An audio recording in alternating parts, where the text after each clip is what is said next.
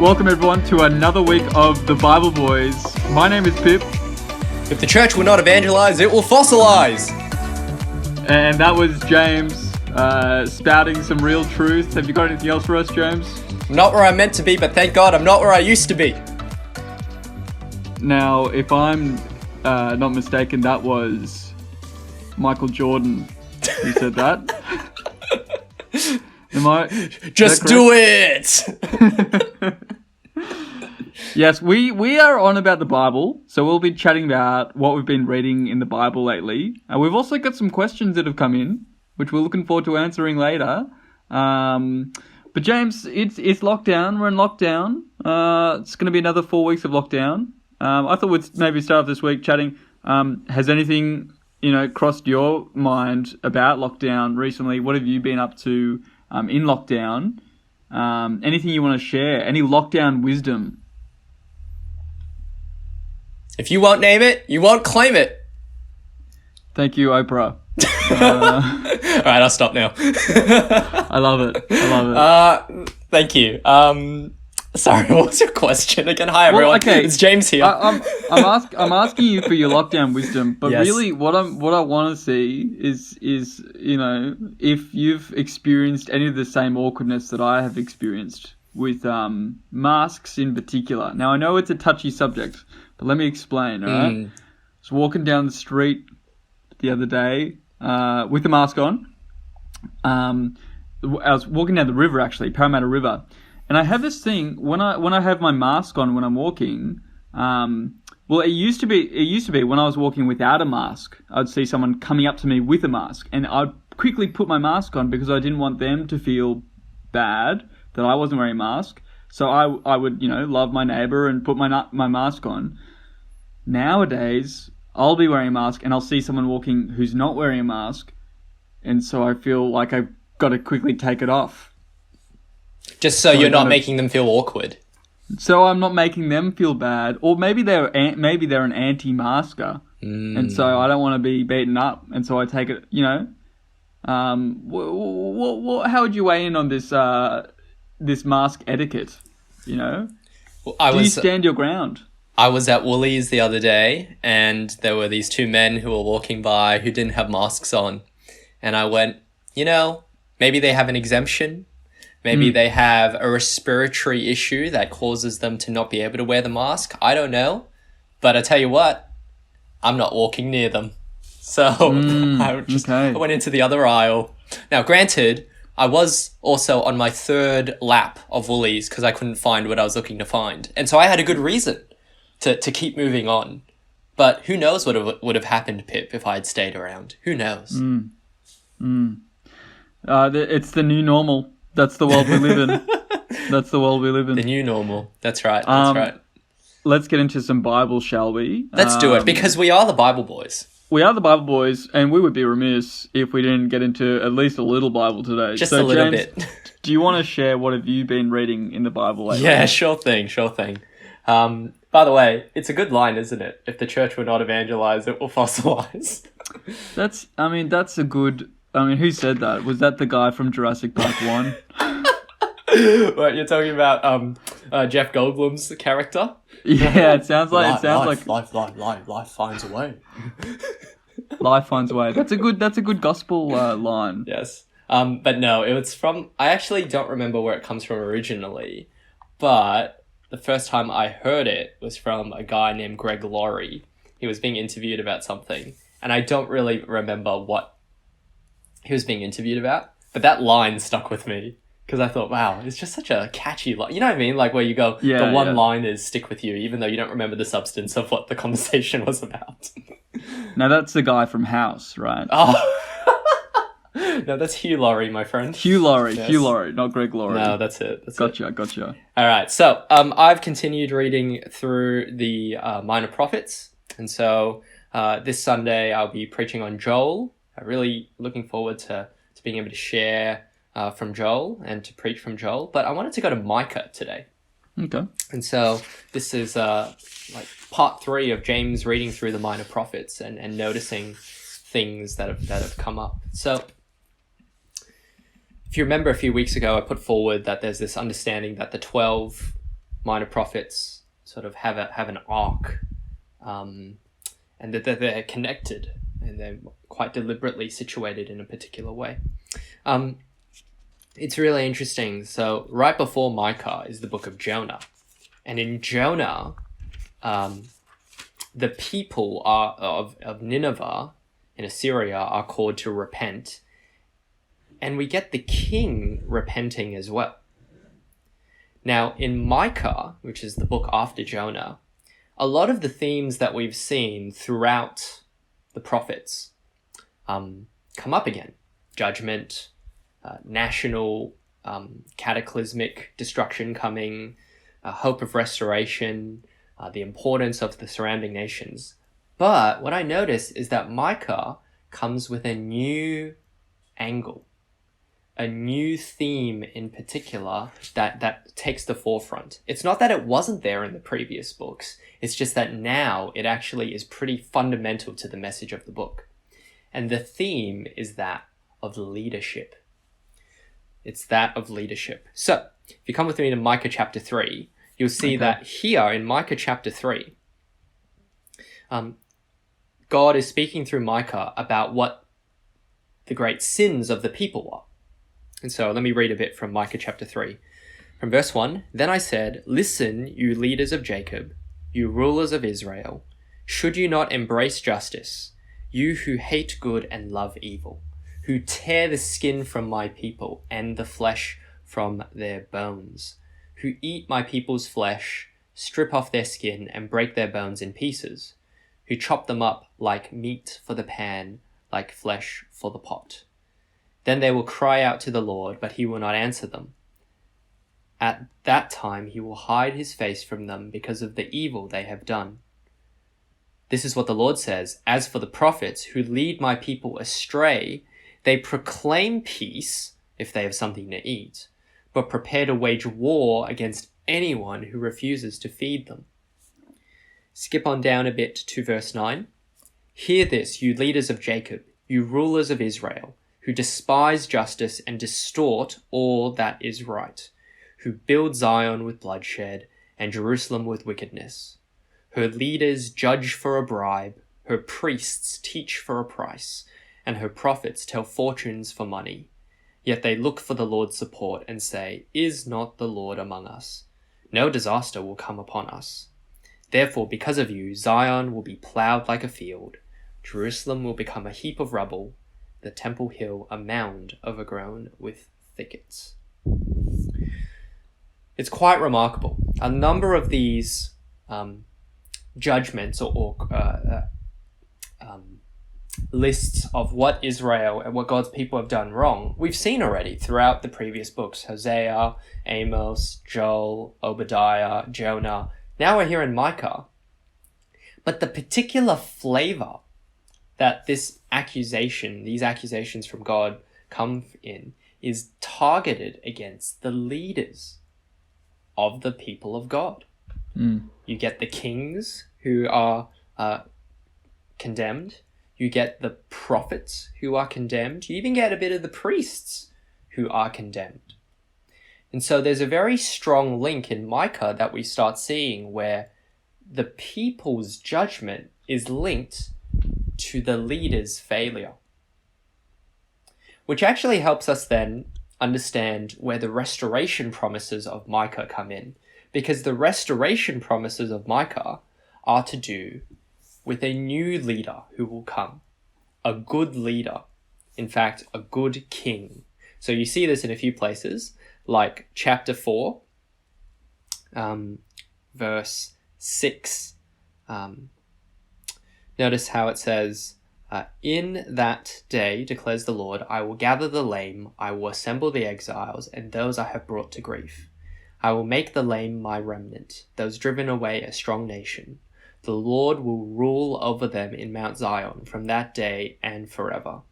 As for you, watchtower of the flock, stronghold of daughter Zion, the former dominion will be restored to you. Kingship will come to daughter Jerusalem." And that also brings us then to chapter 5, where it keeps going, right? And I'm just going to read one sort of verse here. Verse 3, chapter 5, verse 3. Therefore, Israel will be abandoned until the time when she who is in labor bears a son, and the rest of his brothers return to join the Israelites. And so it's this remarkable progression we see here, where we've seen God's judgment, his right, just judgment. Israel are not doing good. They are doing evil. They are oppressing those who cannot take care of themselves. They are perverting justice. But the focus is on the leaders. And here in Micah, we also then start seeing that the hope of restoration comes with the hope of this new king who will come, a son who will be born, who will bring restoration, through whom God will bring restoration to his people. So I've just been quite struck by that this is actually new. And as I've kept reading the Minor Prophets, it comes up again. The idea of the leaders being responsible and new leadership being part of the hope of restoration. So that's what I wanted to share today. Do you have some thoughts about that, Pip?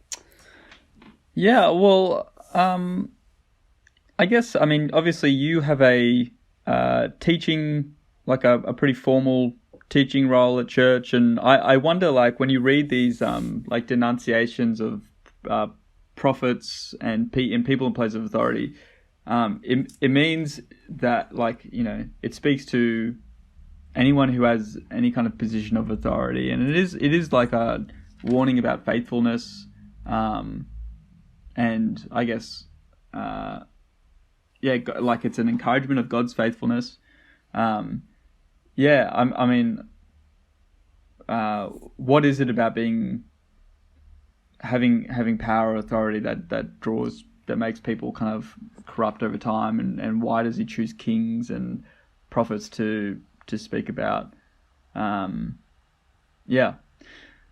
So and I guess it kind of reminds me when Jesus comes and he condemns the Pharisees of his time, but he also, like, Jesus seems to speak quite positively of the prophets. You know, your fathers who killed the prophets. You know, it's kind of standing up for the prophets.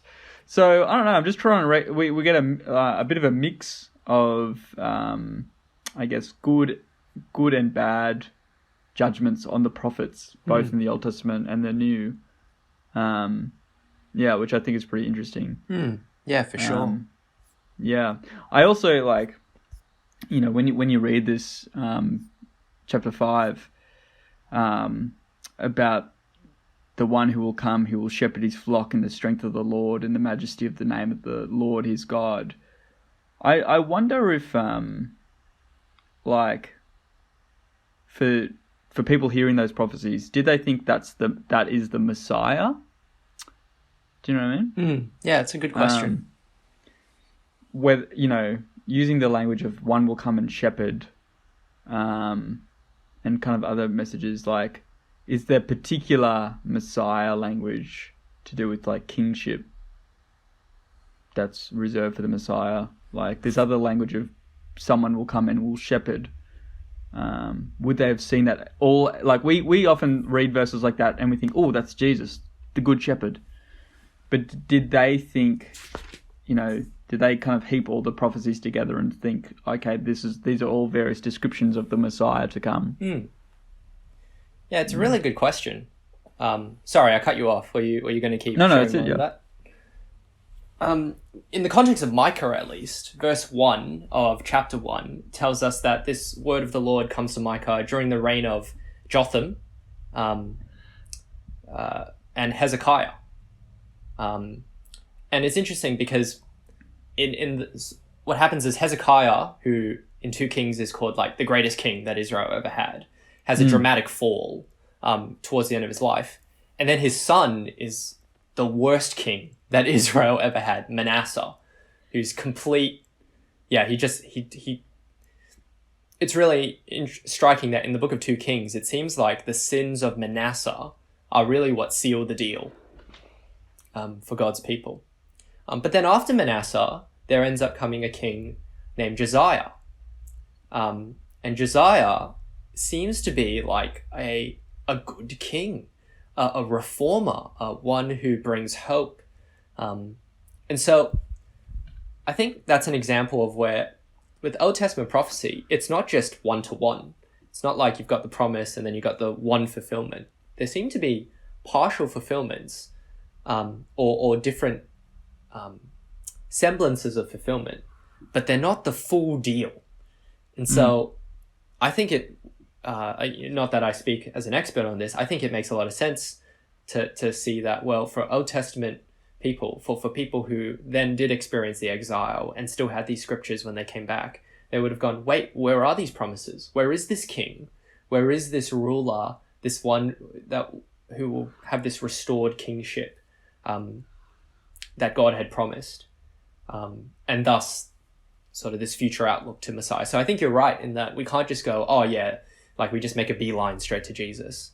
I don't think that's wrong ultimately, but it can miss the fact that there were different semblances of fulfillment that may have come along the way. And knowing the Old Testament history helps us there. But you also started with another question, which is like, how do we think about why there are these particular critiques on power and leadership and how the power seems to corrupt the people? Yeah, I mean, I can't really speak to that exactly. You've got that phrase, power corrupts and absolute power corrupts absolutely. Or maybe that's just a quote from Batman v Superman. Tell me, do you bleed? This is Batman's line to him. Love it. Yeah, anyway. But there is a strong sense in which the prophets, the priests, and the kings are responsible for leading God's people, and where they go, the people follow. And so though the people are being judged, who bears a lot of responsibility for that? It is the leaders, isn't it? I think that's something of an answer to that. But yeah, anyway, what do you think about that? Yeah, I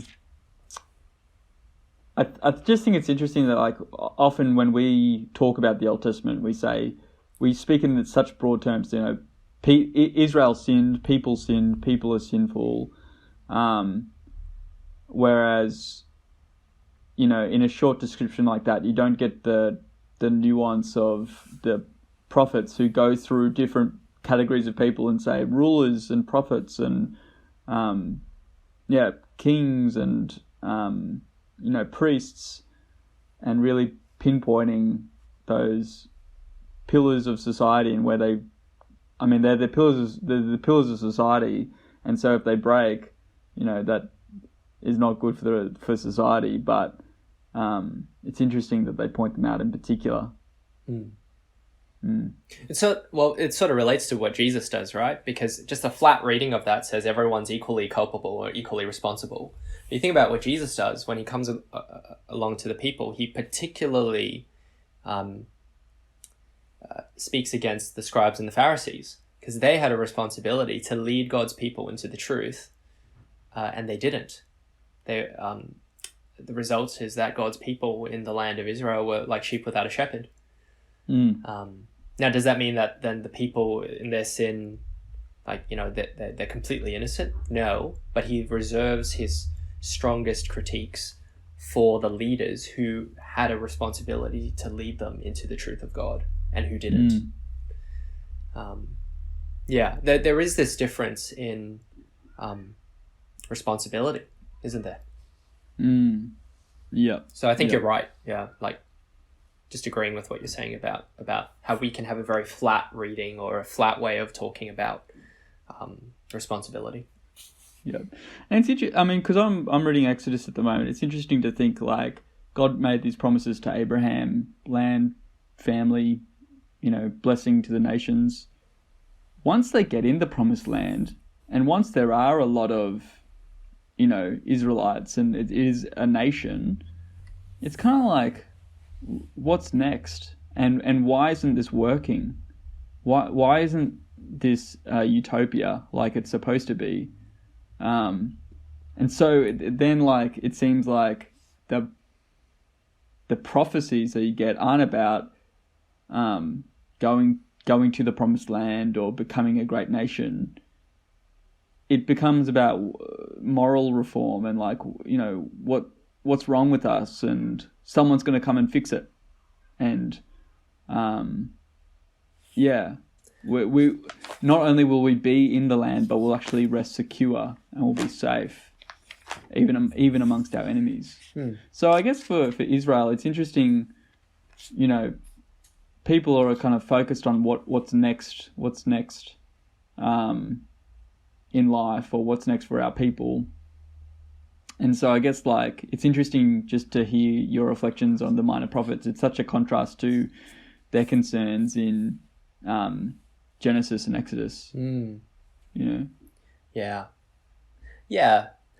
There's a mutual friend of ours who's reading through 1 Kings right now, and one of the things that I was just talking to him about is how this really the high point of the Old Testament, where you've got sort of, it's seemingly all of God's promises are fulfilled. Seemingly.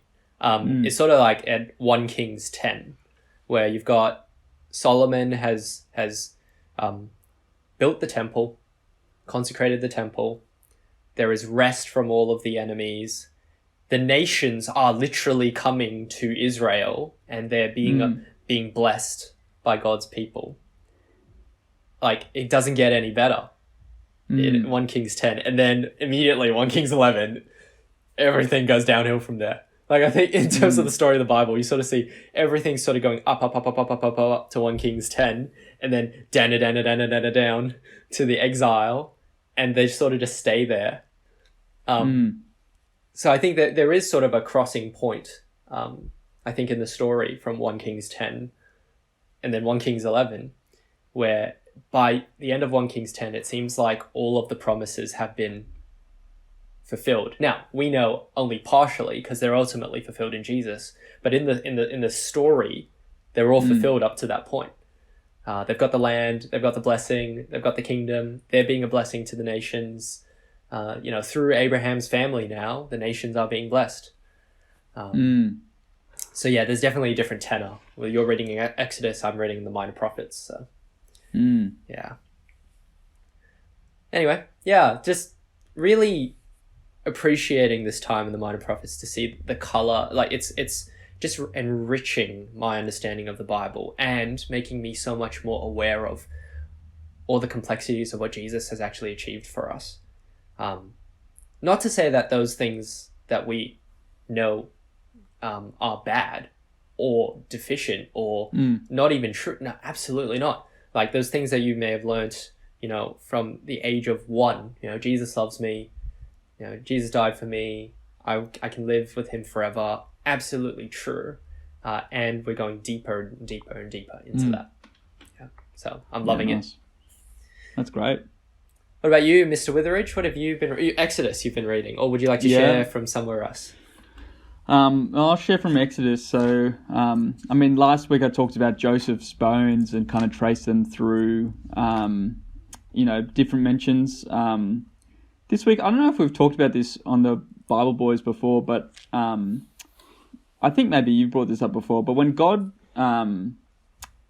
has an outstretched arm, and the language, maybe we've talked about this, but the language of an outstretched arm in relation to power seems to be something that comes up again and again in Exodus. So let me just share. So, for example, I was reading Exodus 6. God says, therefore say to the Exodus 6 verse 6, God says, therefore say to the Israelites, I am the Lord, and I will bring you out from under the yoke of the Egyptians. I will free you from being slaves to them, and I will redeem you with an outstretched arm and with mighty acts of judgment. And if you go to Exodus 8, you see that it's not just God stretching out his arm, but he's actually telling Aaron to stretch out his hand. So Exodus 8, he says, verse 5, the Lord said to Moses, tell Aaron, stretch out your hand with your staff over the streams and canals and ponds and make frogs come out on the land of Egypt. So Aaron stretched out his hand over the waters of Egypt, and the frogs came up and covered the land. So yeah, this connection of like stretching out your arm, stretching out your hand to exercise power and authority. You get that. So I just want to kind of go through a couple of different places in the Bible where we see this connection. Fast forward to Exodus 17, and the Israelites are going out to fight another people group, the Amalekites, and Moses is going to stand on top of a hill with the staff of God in his hands. And so Exodus 17 verse 10, Joshua fought the Amalekites as Moses had ordered, and Moses, Aaron, and Hur went to the top of the hill. As long as Moses held up his hands, the Israelites were winning. But whenever he lowered his hands, the Amalekites were winning. When Moses' hands grew tired, they took a stone and put it under him, and he sat on it. Aaron and Hur held up his hands, one on one side, one on the other, so that his hands remained steady till sunset. So Joshua overcame the Amalekites with the sword. So as long as Moses' hands are in the air, the armies are doing good and they're winning. But as soon as they drop, they're losing. It's just interesting. We see that and we say, how does that work? That sounds ridiculous. But there is this connection, and I think it's worth thinking about. You also get like in if you go to 1 Kings 17, the story of Elijah, healing a widow's son. And it says, 1 Kings 17, verse 20, he cried out to the Lord, Lord my God, have you brought tragedy even on this widow I'm staying with by causing her son to die? Then he stretched himself out on the boy 3 times and cried out to the Lord, Lord my God, let this boy's life return to him. The Lord heard Elijah's cry and the boy's life returned to him and he lived. So stretching out. Stretch. It's just, it's strange to me, Let me keep going. Yeah, Jeremiah 32, verse 17 says, Sovereign Lord, you have made the heavens and earth by your great power and outstretched arm. Nothing is too hard for you. So even like God's act of creation at the beginning is described in terms of his great power and outstretched arm. And I think like this continues, this idea, you see this connection even in the New Testament. So if you go to Matthew 8, Jesus is healing and it says, Jesus stretched out his hand and touched him saying, I will be clean. And immediately the leprosy left the man. So Jesus, in healing a leper, stretches out his arm, touches him. In Matthew 12, 13, he says to a man with a shriveled hand, he says, stretch out your hand. So he stretched it out and it was completely restored, just as sound as the other. But the Pharisees went and plotted how they might kill Jesus. So here Jesus is getting someone else to stretch their hand out and restores it. I don't know necessarily whether there's any connection to be drawn there between the stretching and the power. If you go to Acts chapter 4, stretching out is applied to the apostles. So Acts chapter 4, verse 27 onwards, it says, Indeed, Herod and Pontius Pilate met together with the Gentiles and the people of Israel in this city to conspire against your holy servant Jesus, whom you anointed. They did what your power and will had decided beforehand should happen. Now, Lord, consider their threats and enable your servants to speak your word with great boldness.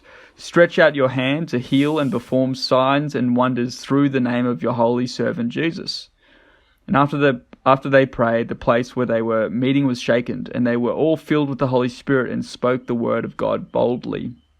So he's calling on God to stretch out his arm and to work through the prophets, through the apostles, to work miracles. Yes. So these interesting connections. And the last one that I want to talk about is a more tenuous one, perhaps. John a bit chapter of a 20. stretch, you might say. Yes, a bit of a stretch. 100%. That's a great pun. John. I learned from the best. John chapter 21. Jesus is talking with Simon Peter, and he's saying, he's seeing Peter after he's betrayed him 3 times, and he's saying, "Do you love me? Do you love me?" The 3rd time he said to him, "Simon, son of John, do you love me?" Peter was hurt when Jesus asked him the 3rd time, "Do you love me?" He said, "Lord, you know all things. You know that I love you." Jesus said, "Feed my sheep. Very truly I tell you, when you were younger, you dressed yourself and went where you wanted. But when you are old, you will stretch out your hands and someone else will dress you and lead you to where you do not want to go." Jesus said this to indicate the kind of death by which Peter would glorify God. Then he said to him, "Follow me." So, this very kind of ominous prophecy Jesus gives. Someday you'll stretch out your hands, someone else will dress you, lead you to where you do not want to go. And history tells us that Peter was crucified, upside down, actually. So it's interesting. I wonder if there is a connection to draw there. Like the greatest act of, God's power in stretching out his arms is, you could say, when Jesus stretched out his arms on the cross for us and died. That's a link that you could make. So just having read through Exodus and just seeing it come up again and again and again, it is interesting. And I know that Pentecostals, often cite lots of verses about God's outstretched arm and stretching out the arm.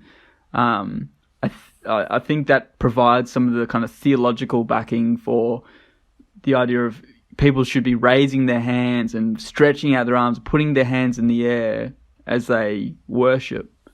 There is this idea, this connection between this bodily movement and having the power of God, or exercising the power that we have in the Holy Spirit.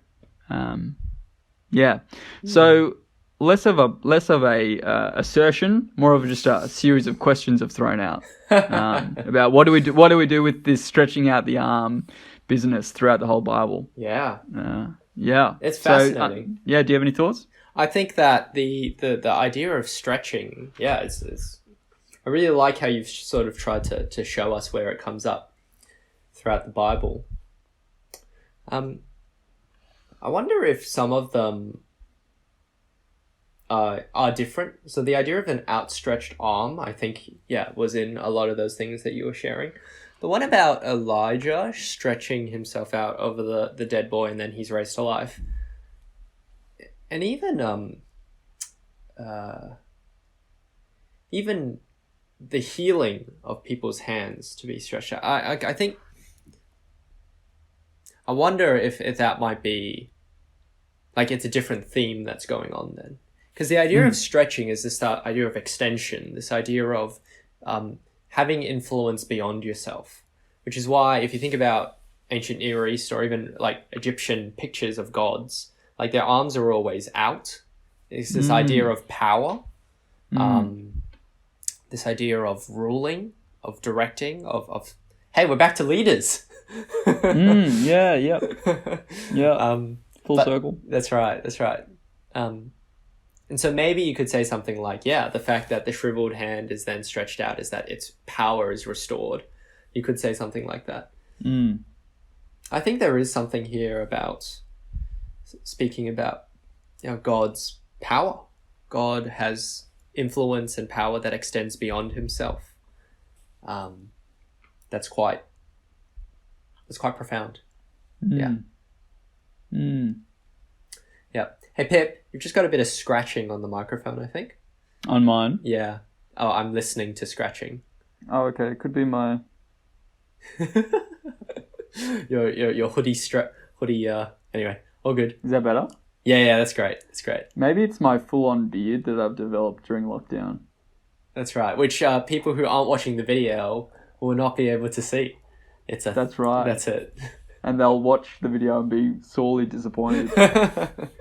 Yes. But I actually quite like what you were saying there about you can draw a thematic link with the cross, that Jesus in his outstretched arms, which again, this idea of stretching your arms out in a sign of influence and power, he does it in complete power, but through weakness and for the sake of love.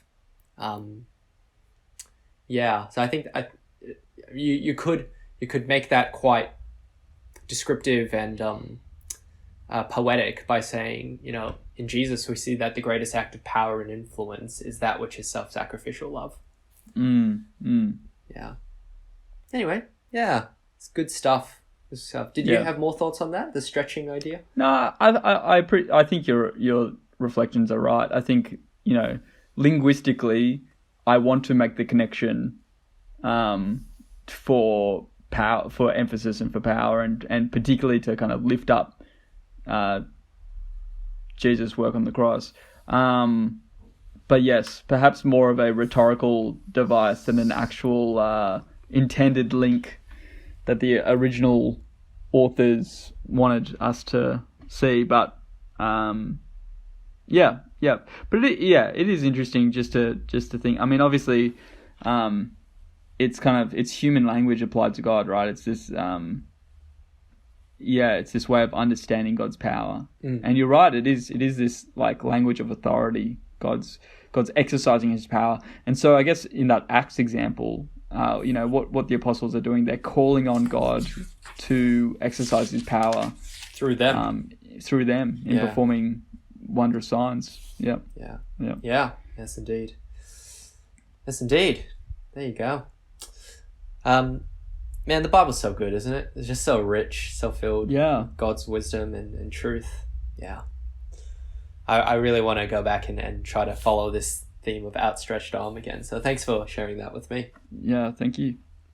It's time for us to play, I was about to say video game Guess Who. I mean Bible Guess Who. Bible Guess Who. That's it. Video game Guess Who we could do, but I don't know if I know enough characters, to be honest. That's all right. I'd just go to the Master Chief every time. Master Chief. Well, it's your turn, Pip. It's your turn to guess. Okay. And so let me know. Do you want easy, medium, or hard today? Give me a hard one. I'm ready. You're ready? I'm ready, James. All right. I'm going to give you a hard one. I've been training my whole life for this moment. Let's do it. I'm ready to go. You got a hard one? 20 questions, listeners. Are you playing along? Yes or no questions. Pip, let's do it. Let's do it. Okay, question number 1. Does this person's name appear in the New Testament? I don't think so. I don't think so. Okay. Question number 2. Is this a person that's in the New Testament? Are they alive in the New Testament? No. Okay. All right. Question number 3. Is this a male? No. Question number 4. Is this a female? Yes. Just because I want to be, sure that it's not like God or yep, something. That's right. 4 questions. So, yes, female. Question number 5. Does this person appear in the Pentateuch? Yes. Okay. Question number 6. Is this person... Is this person in Genesis? Yes. Oh, okay. So you just read Genesis, so... Yes. It's all fresh. Question number 7.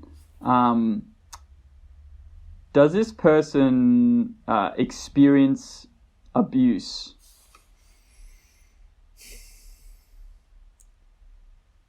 No. Okay. Interesting. Question 8. Is this person... does this person trick or deceive in any way someone else? Yes. 8 questions, 12 left. Okay, all right. Okay. Now, I'm not allowed to use my Bible. I'm not allowed to use. Okay, I'm gonna keep thinking. Question number, whatever we're up 9. Question number 9. Yeah. Did this person trick someone into sleeping with them? No. Okay. Interesting. The next question is this. Does this person marry a patriarch? Someone that we would consider to be a patriarch? No. That's 10 questions. 10 left. 10 left. Okay. You're doing well, Pip. You're doing well. You've narrowed it down. You know the book. You know something Yeah. about this woman. Yeah. Okay.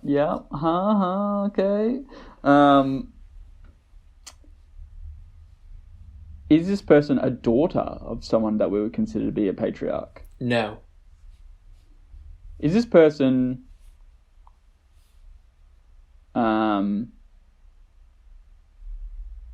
descended from Abraham? No. Does this person appear after, from Abraham onwards? Yes. Okay.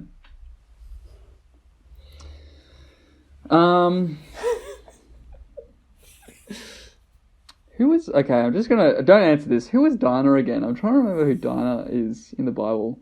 Because here, the names that come to mind are Terah and Dinah. I can't remember who they are, to be honest. Okay. But she's not married to someone we would consider to be a patriarch, which is interesting. And I did say hard, so this is my own fault. Okay, hold the phone for a second. So you're 13 questions in, you've got 7 left.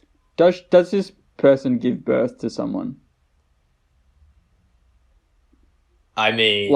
Is it recorded that they give birth to someone? I don't think so, no. Okay, because I was thinking maybe Hagar for a second. But no, I don't think that would be right. Okay. Now, let me just think, because Leah, right, does get married, right? Mm-hmm. To that's Okay. I think I'm running out of ideas, to be honest. Okay, let me just narrow it down. So does this person appear after Joseph? Or during or after Joseph? Yes. 15 questions, 5 left to go. Okay. Is this person an Egyptian? Yes. Didn't we do this just very recently? Did we? Is this person married to Pharaoh? No. Hold on. Sorry, I answered that before I got No, that's right. No, 17. That's no. That's 17. No.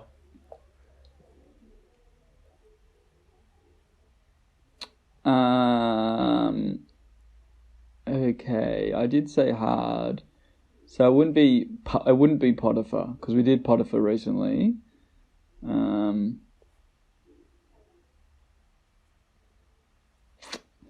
Oh, okay. Oh, I think I know. Okay, here we go.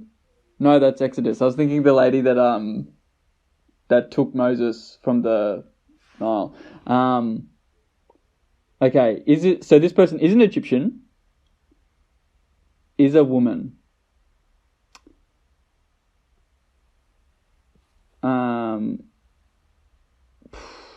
You're so close, Pip. You're so close. Is it I can't even remember. No, is it Potiphar's wife? Yes! Right? Yes! 18, you got it! What? Man, I'm so confused right now. Why? Why are you confused?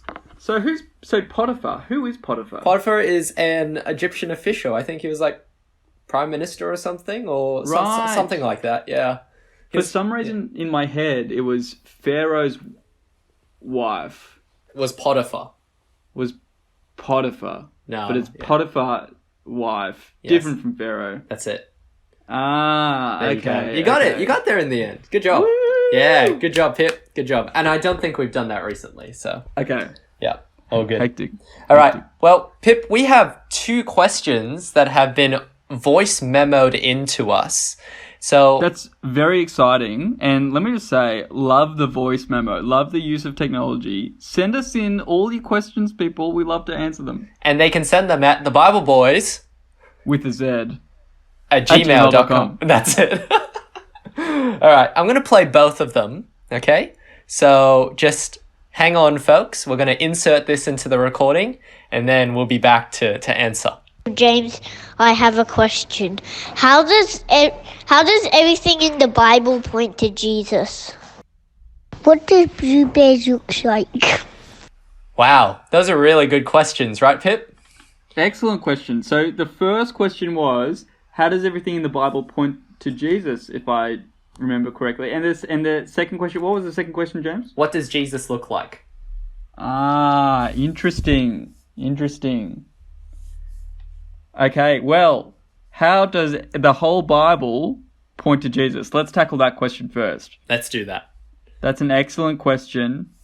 You're correct in saying that the whole Bible points to Jesus. The whole Bible definitely does point to Jesus. In fact, I think it's in Luke, where after Jesus rises from death, he meets the disciples, and it says that Jesus showed them that the scriptures point to him, that the whole scriptures point to him.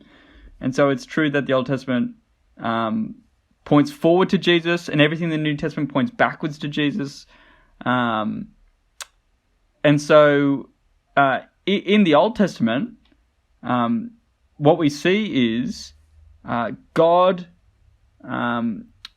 creating people. We see people rebelling against God and choosing to live their own way. We see God making promises to people through people like Abraham, through people like Noah. As the Bible continues, you see him continue to make promises to people like Isaac and Jacob, and through Moses, and he gives the law through Moses. And yet everyone continues to disobey God and reject God.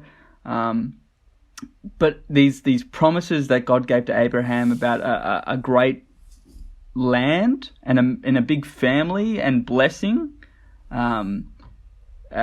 those promises kind of get fulfilled through the Old Testament, and it looks kind of good when they go into the promised land, but it's not quite right, and there's still there's still a way to go. And the biggest problem that people have in the Old Testament is sin, that people keep rejecting God, and they can't have a right relationship with God. And so throughout the whole Old Testament, there's this tension that builds up.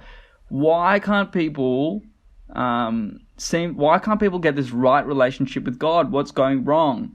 And so God promises in 2 Samuel 7, God promises a king who will come to be the perfect king, an eternal king, a forever king. But he also promises not just a king, but also a savior, someone who's going to come and rescue people from their sin. You see that in places like Isaiah 53, where someone is going to come and they're going to, it says blot out, which is like wipe out. They're going to wipe out people's sins and pave the way for forgiveness.